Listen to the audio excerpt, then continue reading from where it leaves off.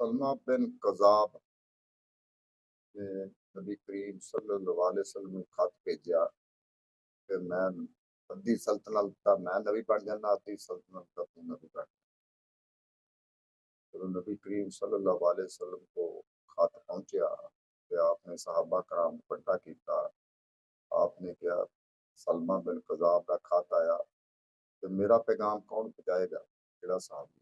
हबीब सहाबी उठया, या रसूल अल्लाह सल्लल्लाहु अलैहि वसल्लम मैं खत पहुंचावांगा। आपने क्या जी, या रसूलल्लाह मेरे को घोड़ा कोई नहीं था। आप नबी करीम सल्लल्लाहु अलैहि वसल्लम ने अपना घोड़ा जड़ा सवारी वास्ते ते दस्तार अपने हथ नाल बधी ते हबीब नूं जदों सलमा बिन कज़ाब को भेजिया ते अगे फौज ने रस्ता रोक लिया।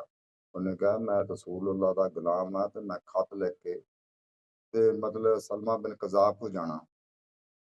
आप गए, तलवार हथ च सी, सिर च मामा शरीफ बद्धया सी। जा पहुंचे थे, जाके आपदे वजीर मशीर बैठे थे। आपने क्या ऐ सलमा बिन कज़ाब खाती हो मेरे नबी करीम सल्लल्लाहु अलैहि वसल्लम दा मैं नौकर हाँ।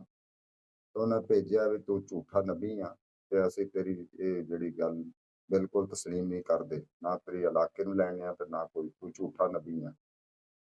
सलमा बिन कज़ाब नूं बड़ा गुस्सा आया। उन्हें कहा भी ये गल चलो मैनूं घर च दस दिंदा, पर्दे नूं दस दित्ता। उन्हें कहा मैं शरेआम फिर की कहांगा भी तू झूठा नबी हाँ, तू मुशरिक आ, काफिर आ।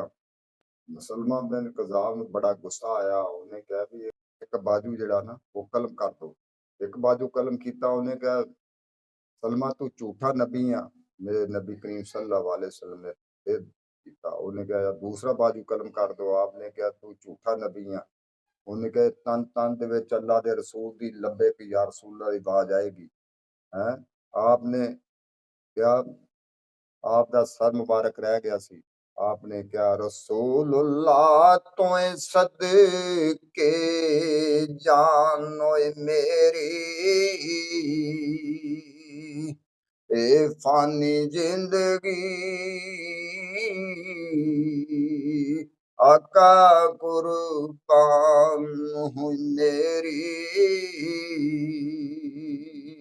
आपका सर मुबारक कलम कर दिता कि आप शहादत का रुतबा पा लिया। ਇਹ ਸਲਮਾ ਬਿਨ ਕਜ਼ਾਬ ਉਸ ਵਕਤ ਤੋਂ ਜਿਹੜੇ ਆ ਇਹ ਜਿਹੜੇ ਝੂਠੇ ਨਬੀ ਦਾਵਾ ਕਰਦੇ ਆ ਰਹੇ ਆ, ਹੈਂ ਉਸ ਵਕਤ ਤੋਂ ਚੱਲਦੇ ਆ ਰਹੇ ਆ।